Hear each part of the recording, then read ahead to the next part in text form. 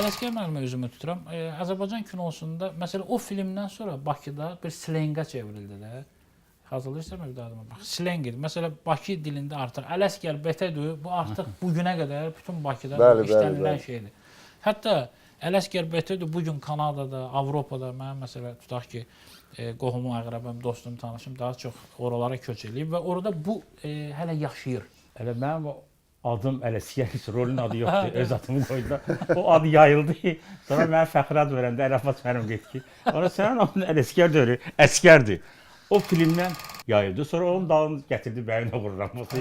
Tam o tutdu. Ancaq o film deyəndə mən heç ömrümdə fikirləşmirdim ki, mən filmə çəkiləcəyəm. Heç vaxt arzusunda gördüm və sevmirdim o filmi. İlk dəfə mənə Şamilin roluna çağırdılar başa.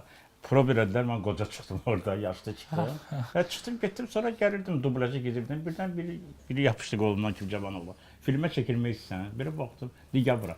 Apardı mənə balaca bir otağa, hələ direktorun otağının yanında idi. Arif Narmanbeyovla mənə tanış elədi, operatorla. Allah rəhmət eləsin. İşte mən Timanı tanımırdım, Bəkirzadəni. Bir dənə top verdilər mənə, belə tutdum beləçdə. Belə baxdı aparatdan, Timə get ki, paygot, gedər. Sonra bildim ki, bu rejissordur. Sonra mənə rejissor söhbət elədi. Mən deyim, səni tanımıram. İstəyirəm təmiz, təzə sifət çəkim. O filmin yaxşı çıxmağında Timə ilə bərabər Arif müəllimin də böyük əməyi var və böyük aktyor truppası vardı. Eldəniz müəllim, o çox populyar artist idi. Fazil müəllim, çox bizim istedadlı. Və Muxtar müəllim, məsələn, o Novruz, belə yaxşı aktyor truppası vardı. Və mənə də dəvət Çox edilər. qəribədir ki, onlar oynamırdı da, həqiqətən də. Yəni, teatr oynamırdılar. Onlar ilk dəfə bəlkə də bir kollektiv olaraq o kino aktyorları... Beto məsələsi də necədir? Beto, mən gəlirdim. Bəlkə bu yerdə baxaq fraqmentə. Bax, həmən fraqmentə baxaq. Ələsgər Betodur fraqmentinə və sonra fikrimizi davam elətdirək. Bir dənə Betə.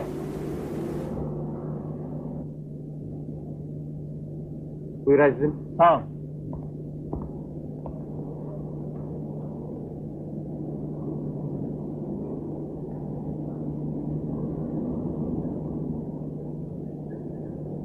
Ələsgər, Betədir. Həri.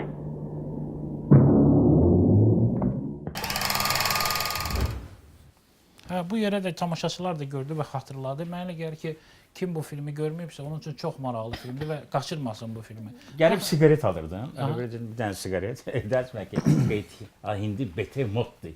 Bilməm ki, bir dənə betə. Onu Eldənizdir, filmə də saldı onu. Və filmdə də tutdu. Mənası nə idi o filmin? Bu Başqavoy pivi idi. O putuluşun pivi. O ona mane olmamaq üçün o öz putulkasını getdi. Hindi biri burada açır. Sonra gəlir o biri orada açır. O hamısı üçünə mane olur.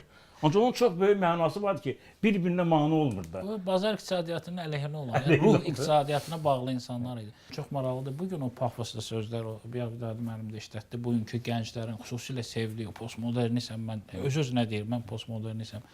Tutaq ki, o dövrdə də Şamil xatırlayır, çayxanada falan biz də oturardıq cavan vaxtı, danışardıq, nə bilim.